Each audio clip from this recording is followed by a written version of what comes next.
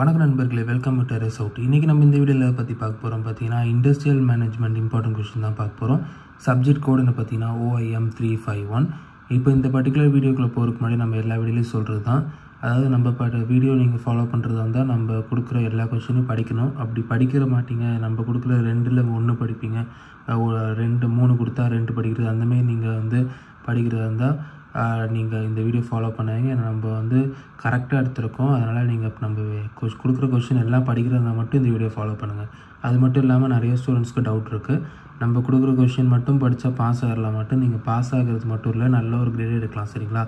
இப்போ நம்ம இந்த வீடியோவில் டிஸ்கஸ் பண்ண போகிறது 1 to 5 யூனிட்ஸ் இம்பார்ட்டன்ட் டாபிக்ஸ் தான். இம்பார்ட்டன்ட் டாபிக்ஸ்னால் என்ன அர்த்தம் அப்படி பார்த்தீங்கன்னா, நான் ஒரு டாபிக் கொடுக்குறேன், அது கீழே இருக்கிற சப் டாபிக்ஸ் எல்லாமே படிக்கணும்.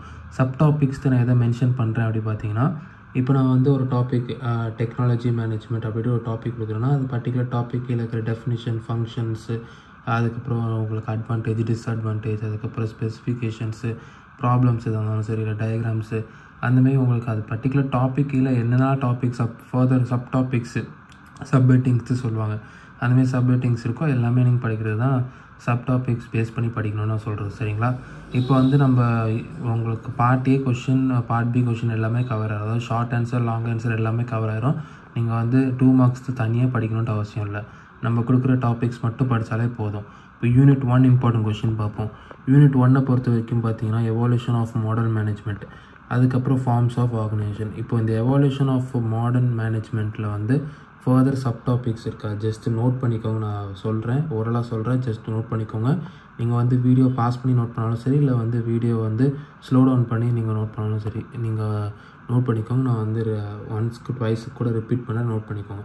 இப்போ எவால்யூஷன் ஆஃப் மாடர்ன் மேனேஜ்மெண்ட்டுக்கு கீழே என்னென்ன டாபிக்ஸ்லாம் நீங்கள் படிக்கணும் அப்படி பார்த்தீங்கன்னா, சயின்டிஃபிக் மேனேஜ்மெண்ட் டெவலப்மெண்ட்டு, அதுக்கப்புறம் உங்களுக்கு ஃபார்ம்ஸ் ஆஃப் ஆர்கனைசேஷன் கீழே என்னென்ன டாப்பிக்லாம் நீங்கள் படிக்கணும் அப்படி பார்த்தீங்கன்னா, இண்டிவிஜுவல் ஓனர்ஷிப், பார்ட்னர்ஷிப், அதுக்கப்புறம் joint stock companies, cooperative enterprises, அப்புறம் பப்ளிக் செக்டர் அண்டர்டேக்கிங்ஸு, இதெல்லாம் நீங்கள் படிக்கணும் ஃபார்ம்ஸ் ஆஃப் ஆர்கனைசேஷன்ஸில். இப்போ டெக்னாலஜி மேனேஜ்மெண்ட் ஒரு சின்ன டாபிக் இருக்குது, அது ஒரு 4 மார்க் அளவு படித்து வச்சுக்கோங்க. அதோட டெஃபினிஷன்ஸு, ஃபங்க்ஷன்ஸ்லாம்.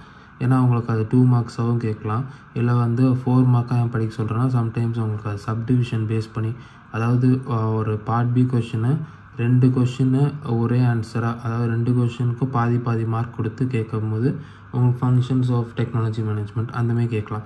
அதனால் ஒரு 4-5 மார்க்ஸ் அளவுக்கு படித்து வச்சுக்கோங்க. Functions of technology management, definition, ஃபங்க்ஷன்ஸ்லாம் படித்து வச்சுக்கோங்க.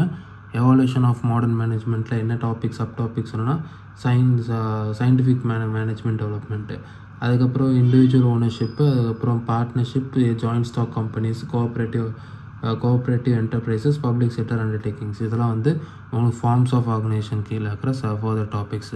இதெல்லாமே நீங்கள் படித்தாலே போதும். நீங்கள் ஷார்ட் ஆன்சர், லாங் ஆன்சர் ரெண்டுமே எழுதிடலாம். சரிங்களா?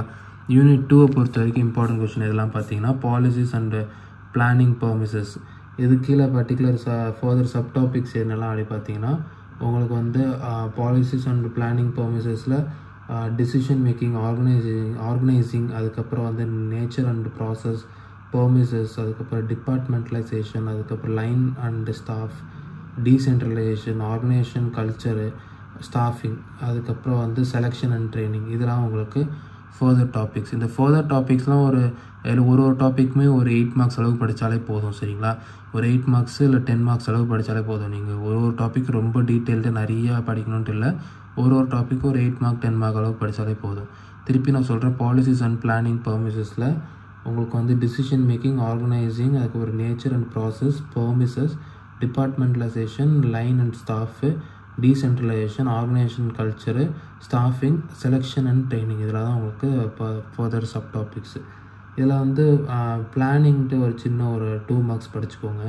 பிளானிங் டெஃபினிஷன்ஸ் இதெல்லாம் பார்த்துக்கோங்க. அதுக்கப்புறம் உங்களுக்கு 2 மார்க்ஸ் பார்த்தீங்கன்னா, கேரியர் ஸ்ட்ராட்டஜி ஒரு 2 மார்க்ஸ் பார்த்து வச்சுக்கோங்க. அதுக்கப்புறம் உங்களுக்கு ப்ராசஸ் ஆஃப் கண்ட்ரோலிங், அது ஒரு 8 மார்க் அளவுக்கு படிச்சுக்கோங்க. ப்ராசஸ் ஆஃப் கண்ட்ரோலிங் யூனிட் 2ல் ப்ராசஸ் ஆஃப் கண்ட்ரோலிங்கில் controlling techniques, productivity and operation management, அந்த பர்டிகுலர் டாப்பிக்கை ஒரு 8 மார்க் அளவுக்கு படிச்சு வச்சுக்கோங்க. ப்ராசஸ் ஆஃப் கண்ட்ரோலிங்கில் controlling techniques, productivity and operation management. சரிங்களா? இது 2 மார்க்ஸோட இம்பார்ட்டன்ட், யூனிட் 2ஓட important question. Unit 3 important question பார்த்தீங்கன்னா உங்களுக்கு managerial role and functions. Managerial role and ஃபங்க்ஷன்ஸில் உங்களுக்கு ஃபர்தராக சப் டாபிக்ஸ் என்னெல்லாம் இருக்குது அப்படி பார்த்தீங்கன்னா உங்களுக்கு ஆர்கனைசேஷனல் அப்ரோச், இண்டிவிஜுவல் பிஹேவியர், அப்புறம் environmental effect, behaviour and performance, அப்புறம் ஆர்கனைசேஷனல் இம்ப்ளிகேஷன்ஸ், இதெல்லாம் வந்து பர்செப்ஷன் ஆர்கனைசேஷனல் இம்ப்ளிகேஷன்ஸ், இதெல்லாம் வந்து உங்களுக்கு யூனிட் 3ல் மேனேஜரல் ரோல் அண்ட் ஃபங்க்ஷன்ஸ் கீழே இருக்கிற சப் டாபிக்ஸு. அது எல்லாமே நீங்கள் படிக்கணும். திருப்பி நான் ரிப்பீட் பண்ணுறேன். மேனேஜரல் ரோல் அண்ட் ஃபங்க்ஷன் கீழே இருக்கிற சப் டாபிக்ஸ் என்னெல்லாம் பார்த்தீங்கன்னா உங்களுக்கு organisational approaches, individual behaviour, environmental effect, behaviour of performance, perception perception organisational implications.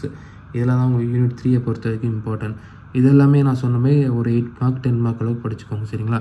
நிறையா டாபிக் இருக்குன்னு நினைக்காங்க. எல்லாமே சின்ன சின்ன கொஞ்சம் இது படித்தாலே போதும், 8-10 மார்க்ஸ் அளவுக்கு. அதுவே உங்களுக்கு both short answer long answer ரெண்டுமே கவர் ஆகிரும். யூனிட் 4 இம்பார்ட்டன்ட் கொஷின் பார்த்தீங்கன்னா உங்களுக்கு குரூப் பிஹேவியர் கீழே ஃபர்தர் சப் டாபிக்ஸ் என்னெல்லாம் இருக்குது அப்படி பார்த்தீங்கன்னா group contribution factors, group norms, அப்புறம் communication process barriers to communication, அதுக்கப்புறம் எஃபெக்டிவ் கம்யூனிகேஷன், லீடர்ஷிப், அப்புறம் குரூப் டிசிஷன் மேக்கிங், அதுக்கப்புறம் வந்து உங்களுக்கு organisational structure, organisational change and development, அதுக்கப்புறம் வந்து group conflict and its types. இதெல்லாம் வந்து உங்களுக்கு யூனிட் 4 பொறுத்த வரைக்கும் இந்த குரூப் பிஹேவியர் கீழே இருக்கிற ஃபர்தர் சப் டாபிக்ஸ். திருப்பி நான் ரிப்பீட் பண்ணுறேன், ஜஸ்ட் க்ராஸ் செக் பண்ணிக்கோங்க இல்லை நோட் பண்ணிக்கோங்க. Group contribution factors, group norms, communication, barriers to communication, effective communication, leadership, formal and informal characteristics, அதுக்கப்புறம் வந்து குரூப் கான்ஃப்ளிக்ட்ஸ் டைப்ஸ் அண்ட் காஸு, அதுக்கப்புறம் organisational structure, organisational change and development. இதெல்லாம் வந்து unit 4 பொறுத்த வரைக்கும் இம்பார்ட்டண்டான டாபிக்ஸு. யூனிட் 5 பொறுத்த வரைக்கும் இம்பார்ட்டன்ட் டாபிக்ஸ் என்னெல்லாம் பார்த்தீங்கன்னா உங்களுக்கு ஒரு 3 டாபிக் இம்பார்ட்டன்ட், சரிங்களா? MBO, அதுக்கப்புறம் SWOT அனாலிசிஸ், அப்புறம் SCM வந்து ஒரு 8 மார்க்ஸ் அளவுக்கு படிச்சுட்டுருக்கோம். அதாவது இது எல்லாமே உங்களுக்கு இந்தமாரி அப்ரிவேஷன் டேர்மாகவும் கேட்கலாம், இல்லை வந்து எக்ஸ்பேண்ட் பண்ணியும் கேட்கலாம். இப்போ MBOனா உங்களுக்கு வந்து மேனேஜ்மெண்ட் பை ஆப்ஜெக்டிவ்ஸ் அப்படின்ட்டு கேட்கலாம், இல்லை MBEனா உங்களுக்கு மேனேஜ்மெண்ட் பை எக்ஸப்ஷன்ஸ் அப்படின்ட்டு கேட்கலாம். SWOT அனாலிசிஸ் உங்களுக்கு டேரெக்டாக தான் கேட்பாங்க, SWOT அனாலிசிஸு. அதுக்கப்புறம் SCM வந்து உங்களுக்கு எப்படி கேட்கலாம் பார்த்தீங்கன்னா சப்ளை செயின் மேனேஜ்மெண்ட்டும் கேட்பாங்க. இதுதான் உங்களுக்கு இந்த அப்ரிவேஷன் டேர்மாக கேட்டால் நீங்கள் வந்து SCMட்டு கேட்டால் வேறு ஏதோ ஆன்சர் நினச்சிடக்கூடாது. அதுமாதிரி MBE அப்படின்னு கேட்டாங்கன்னா மேனேஜ்மெண்ட் பை எக்ஸப்ஷன்ஸு, அது வேறு ஏதோ கொஷின் கேட்டாங்கன்னு நினச்சிடக்கூடாது, சரிங்களா?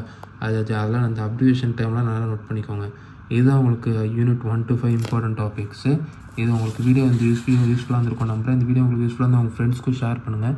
நம்ம சேனலை சப்போர்ட் பண்ணணும், நம்ம சேனலுக்கு சப்ஸ்கிரைப் பண்ணி சப்போர்ட் பண்ணலாம். நம்ம சேனலுக்கு நீங்கள் மெம்பர் கூட நீங்கள் சப்போர்ட் பண்ணலாம். இந்தமாதிரி இன்னொரு சந்திப்போம். நன்றி.